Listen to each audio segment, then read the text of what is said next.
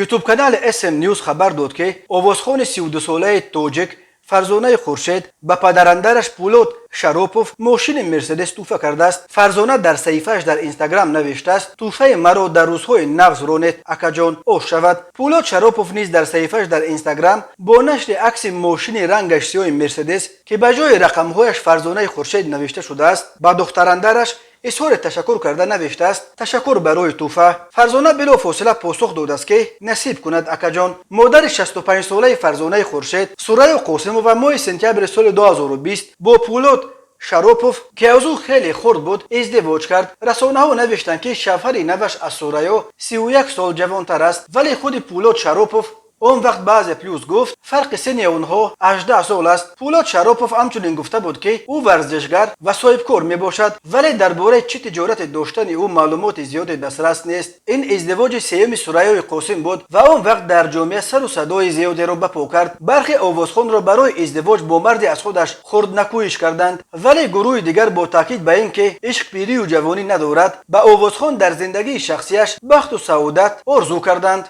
سوریا قاسمووا هنرمند خلقی تاجیکستان 22 اپریل سال 1957 در شهر کولو به دنیا آمده است. او از شوهر اولش نظیرمد 2 دختر روزگل و شبنم را دارد و از شوهر دومش خورشید ربیف نیز 2 فرزند داشت. فرزانه خورشید و پسر یگانش امام علی جان که سال 2017 در سن 16 وفات کرد. خود خورشید ربیف که در وزارت کارهای داخله کار میکرد سال 2013 از عالم چشم پوشید. شبنم سوریا و فرزانه خورشید پیشه مادر را پیش گرفتند و حالا هر دو از هنرمندان مطرح استراد تاجیک به شمار میروند، ولی روزگل خونشین است.